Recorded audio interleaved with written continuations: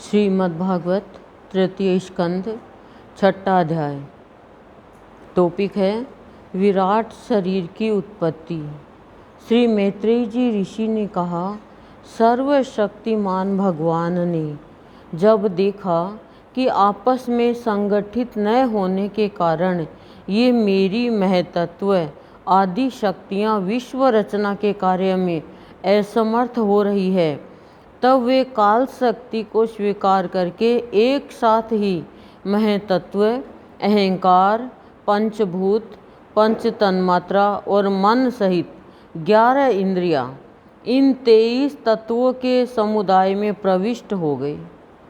उनमें प्रविष्ट होकर उन्होंने जीवों के सोए हुए अदृष्ट को जागृत किया और परस्पर विलग हुए उस तत्व समूह को अपनी क्रिया शक्ति के द्वारा आपस में मिला दिया। इस प्रकार जब भगवान ने अदृष्ट को कार्योन्मुख किया, अदृष्ट यानी जो देख नहीं सकता, दिखाई नहीं देता, तब उस 23 तत्वों के समूह ने भगवान की प्रेरणा से अपने अंशों द्वारा अधिपुरुष विराट को उत्पन्न किया। अर्थात जब भगवान ने अंश रूप से अपने उस शरीर में प्रवेश किया, तब वह विश्व रचना करने वाला महतत्वादि का समुदाय एक दूसरे से मिलकर परिणाम को प्राप्त हुआ। यह तत्वों का परिणाम ही विराट पुरुष है, जिसमें चराचर जगत विद्यमान है।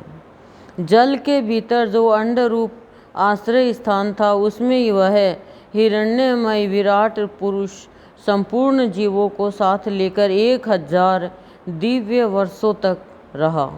वह विश्व रचना करने वाले तत्वों का गर्भ यानी कार्य था तथा ज्ञान, क्रिया और आत्मशक्ति से संपन्न था। इन शक्तियों से उसने स्वयं अपने क्रम से 1 हृदय रूप, 10 प्राण रूप और 3 आध्यात्मिक, आदि दैविक और आदि भौतिक विभाग की अलग अलग विभाग के हृदय तो 1 बनाया, प्राण के रूप में 10 प्राण रूप बनाए और 3 आदि दैविक, आदि भौतिक और आध्यात्मिक ये विभाग बनाए अलग अलग। यह विराट पुरुष ही प्रथम जीव होने के कारण समस्त जीवों का आत्मा, जीव रूप होने के कारण परमात्मा का अंश और प्रथम अभिव्यक्त होने के कारण भगवान का आदि अवतार है। यह संपूर्ण भूत समुदाय इसी में प्रकाशित होता है। यह आध्यात्म, अधिभूत और आदि देव रूप से 3 प्रकार, प्राण रूप से 10 प्रकार का और हृदय रूप से 1 प्रकार का है। प्राण 10 बताएं, 10 प्राण का नाम नीचे दे रखा है। 10 इंद्रियों सहित मन आध्यात्म है, ये तो 11 हो गया। इंद्रियादि के विषय अधिभूत है। इंद्रियाधिष्ठाता देव अधिदेव है तथा प्राण अपान, उदान, समान, व्यान, नाग, कूर्म, कृकल, देवदत्त और धनंजय ये 10 प्राण हैं। फिर विश्व की रचना करने वाले महतत्वादि के अधिपति श्री भगवान ने उनकी प्रार्थना को स्मरण कर उनकी वृत्तियों को जगाने के लिए अपने चेतन रूप तेजस से उस विराट पुरुष को प्रकाशित किया, उसे जगाया। उसके जागृत होते ही देवताओं के लिए कितने स्थान प्रकट हुए यह मैं बतलाता हूँ, सुनो। विराट पुरुष के पहले मुख प्रकट हुआ, उसमें लोकपाल अग्नि अपने अंश वागिंद्रिय के समेत प्रविष्ट हो गया, जिससे वह जीव बोलता है।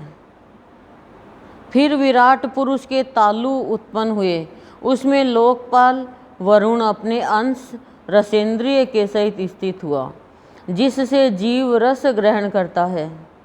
इसके पश्चात उस विराट पुरुष के नथुने प्रकट हुए, उनमें दोनों अश्विनी कुमार अपने अंश घ्राणेन्द्रिय के सहित प्रविष्ट हुए, जिससे जीव गंध ग्रहण करता है। इसी प्रकार जब उस विराट देह में आंखें प्रकट हुई, तब उनमें अपने अंश नेत्रेंद्रिय के सहित लोकपति सूर्य ने प्रवेश किया, जिस नेत्रेंद्रिय से पुरुष को विविध रूपों का ज्ञान होता है।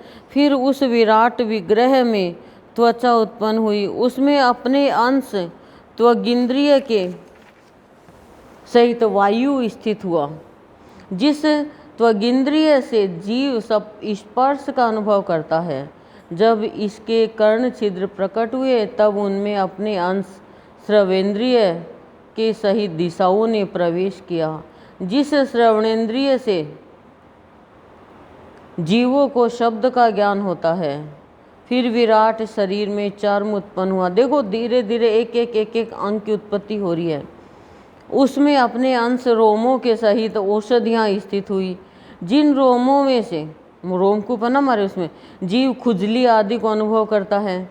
अब उसके लिंग उत्पन्न हुआ। अपने इस आश्रय में प्रजापति ने अपने अंश वीर्य के सहित प्रवेश किया, जिससे जीव आनंद का अनुभव करता है। फिर विराट पुरुष के गुदा प्रकट हुई। उसमें लोकपाल मित्र ने अपने अंश पायु इंद्रिय के सहित प्रवेश किया। इससे जीव मल त्याग करता है। इसके पश्चात उसके हाथ प्रकट हुए। उनमें अपनी ग्रहण त्याग रूपा शक्ति के साथ देवराज इंद्र ने प्रवेश किया। इस शक्ति से जीव अपनी जीविका प्राप्त करता है। जब इसके चरण उत्पन्न हुए तब उनमें अपनी शक्ति गति के सहित लोकेश्वर विष्णु ने प्रवेश किया। इस गति शक्ति द्वारा जीव अपने गंतव्य स्थान पर पहुंचता है। फिर इसके बाद बुद्धि उत्पन्न हुई। अपने इस स्थान में अपने अंश बुद्धि शक्ति के साथ वाक्यपति ब्रह्मा ने प्रवेश किया। इस बुद्धि शक्ति से जीव ज्ञातव्य विषयों को जान सकता है। फिर इसमें हृदय प्रकट हुआ। उसमें अपने अंश मन के सहित चंद्रमा स्थित हुआ। इस मन शक्ति के द्वारा जीव संकल्प विकल्पादि रूप विकारों को प्राप्त होता है। मन शक्ति के द्वारा ही जीव को संकल्प आता है और मन से ही विकल्प हो जाता है। करना है नहीं करना, जाना है नहीं जाना, लेना है नहीं लेना, देना है नहीं देना।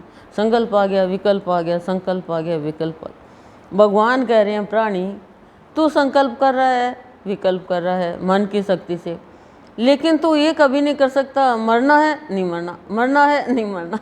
वो मृत्यु आएगी और ले जाएगी। कर ले तू जितना करना हो। तत्पश्चात विराट पुरुष में अहंकार उत्पन्न हुआ। इस अपने आश्रय में क्रिया शक्ति सहित अभिमान यानी रुद्र ने प्रवेश किया। इससे जीव अपने कर्तव्य को स्वीकार करता है। अब इसमें चित्त प्रकट हुआ। उसमें चित्त शक्ति के सहित महतत्व स्थित हुआ। इस चित्त शक्ति से जीव विज्ञान को उपलब्ध करता है। विज्ञान क्या है? विज्ञान क्या है बताओ? विशेष ज्ञान, चेतना, जो हमारी चेतना है वो। और ये महतत्व है, ये ब्रह्मा को बताया है। इस विराट पुरुष के सिर से स्वर्गलोक, पैरों से पृथ्वी और नाभि से अंतरिक्ष यानी आकाश उत्पन्न हुआ। इनमें क्रमशः सत्व, रज और तम इन तीन गुणों के परिणाम रूप देवता, मनुष्य और प्रेत आदि देखे जाते हैं। इनमें देवता लोग सत्वगुण के अधिकता के कारण स्वर्गलोक में, मनुष्य और उनके उपयोगी गौ आदि जीव रजोगुण की प्रधानता के कारण पृथ्वी में, तथा तमोगुणी स्वभाव वाले होने से रुद्र के पार्षद गण भूत प्रेत आदि दोनों के बीच में स्थित भगवान के नाभि स्थानीय अंतरिक्ष लोक में रहते हैं। विदुर जी, वेद और ब्राह्मण भगवान के मुख से प्रकट हुए। मुख से प्रकट होने के कारण ही ब्राह्मण सब वर्णों में श्रेष्ठ और सबका गुरु है। उनकी भुजाओं से क्षत्रिय व्रति और उसका अवलंबन करने वाला क्षत्रिय वर्ण उत्पन्न हुआ, जो विराट भगवान का अंश होने के कारण जन्म लेकर सब वर्णों की चोर आदि के उपद्रवों से रक्षा करता है। भगवान की दोनों जांघों से सब लोगों का निर्वाह करने वाली वेश्यव्रति उत्पन्न हुई और उन्हीं से वेश्य वर्ण का भी प्रादुर्भाव हुआ। यह वर्ण अपनी व्रति से सब जीवों की जीविका चलाता है। फिर सब धर्मों की सिद्धि के लिए भगवान के चरणों से सेवा व्रति प्रकट हुई और उन्हीं से पहले पहल उस व्रति का अधिकारी शूद्र वर्ण भी प्रकट हुआ, जिसकी व्रति से श्री हरि प्रसन्न हो जाते हैं। ये चारों वर्ण अपनी अपनी व्रतियों के सहित जिनसे उत्पन्न हुए हैं उन अपने गुरु श्री हरि का अपने अपने धर्मों से चित्त शुद्धि के लिए श्रद्धापूर्वक पूजन करते हैं। कौन सा वर्ण किससे प्रकट हुआ भगवान का, सुन लिया आपने? सुन लिया ना? या फिर से बोलूं? हैं? नहीं बोलूं? सुन लिया ना? नहीं सुना? हे भगवान, कह रहे हैं विदुर जी, वेद और ब्राह्मण भगवान के मुख से भगवान के कहाँ से कौन प्रकट हुआ वो बता रहे। सुनना, बनिया कहाँ से प्रकट हुआ, क्षत्रिय कहाँ से प्रकट हुआ, ब्राह्मण कहाँ से प्रकट हुआ और अन्य जातियाँ। भगवान ने तो एक ही बनाया, पर इसमें लिखा है तो मैं पढ़ देती हूँ। भगवान ने तो एक मनुष्य बनाया खाली। विदुर जी, वेद और ब्राह्मण भगवान के मुख से प्रकट हुए। मुख से प्रकट होने के कारण ही ब्राह्मण सब वर्णों में श्रेष्ठ और सबका गुरु है। ब्राह्मण और वेद भगवान के मुख से प्रकट हुए। उनकी भुजाओं से क्षत्रिय व्रति और उसका अवलंबन करने वाला क्षत्रिय वर्ण उत्पन्न हुआ। भगवान की भुजाओं से क्षत्रिय जाति और जो उनका अवलंबन करने वाला क्षत्रिय वर्ण उत्पन्न हुआ, जो विराट भगवान का अंश होने के कारण जन्म लेकर सब वर्णों की चोर आदि के उपद्रव से रक्षा करता है। कि उनका काम है वो रक्षा करे सबकी। कोई चोरी कर रहा है तो उस चोर की से साहूकार की रक्षा करे। भगवान की दोनों जांघों से सब लोगों की का निर्वाह करने वाली वैश्य व्रति उत्पन्न हुई और उन्हीं से वैश्य वर्ण का भी प्रादुर्भाव हुआ। वैश्य मतलब बनिया। वैश्य व्रति भगवान की दोनों जांघ से उत्पन्न हुई है और वो फिर सब लोगों का निर्वाह करने वाली वैश्य व्रति उत्पन्न हुई और उन्हीं से वैश्य वर्ण का भी प्रादुर्भाव हुआ। यह वर्ण अपनी व्रति से सब जीवों की जीविका चलाता है। सब जीवों की, भूल गए, जीवों की जीविका चलाता है। क्या जीविका चलाता है? फिर सब धर्मों की सिद्धि के लिए भगवान के चरणों से सेवा व्रति प्रकट हुई और उन्हीं से पहले उस व्रति का अधिकारी शूद्र वर्ण भी प्रकट हुआ, जिसकी व्रति से श्री हरि प्रसन्न हो जाते हैं। उनकी व्रतियों से, सेवा की व्रति से भगवान प्रसन्न हो जाते हैं। ये चारों वर्ण अपनी अपनी व्रतियों के सहित जिनसे उत्पन्न हुए हैं उन अपने गुरु श्री हरि का अपने अपने धर्मों से चित्त शुद्धि के लिए श्रद्धापूर्वक पूजन करते हैं। विदुर जी, यह विराट पुरुष काल, कर्म और स्वभाव शक्ति से युक्त भगवान की योग माया के प्रभाव को प्रकट करने वाला है। योग माया के प्रभाव को प्रकट करने वाला है। किससे? स्वभाव शक्ति से युक्त और काल, कर्म और स्वभाव शक्ति से युक्त भगवान की योग माया के प्रभाव को प्रकट करने वाला है। इसके स्वरूप का पूरा पूरा वर्णन करने का कौन साहस कर सकता है? तथापि प्यारे विदुर जी, अन्य व्यवहारिक चर्चाओं से अपवित्र हुई अपनी वाणी को पवित्र करने के लिए जैसी मेरी बुद्धि है और जैसा मैंने गुरुमुख से सुना है वैसा श्री हरि का सुयश वर्णन करता हूँ।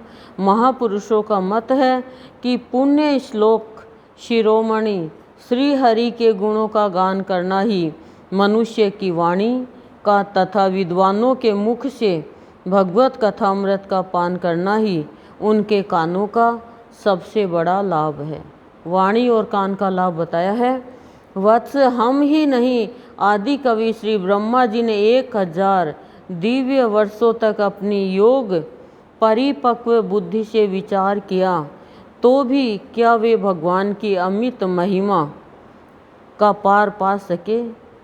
अतः भगवान की माया बड़े बड़े मायावियों को भी मोहित कर देने वाली है।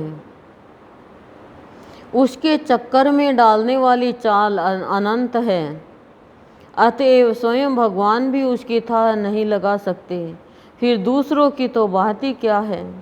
जहाँ न पहुंचकर मन के सहित वाणी भी लौट आती है तथा जिनका पार पाने में अहंकार के अभिमानी रुद्र तथा अन्य इंद्रियाधिष्ठाता देवता भी समर्थ नहीं है, उन श्री भगवान को हम नमस्कार करते हैं।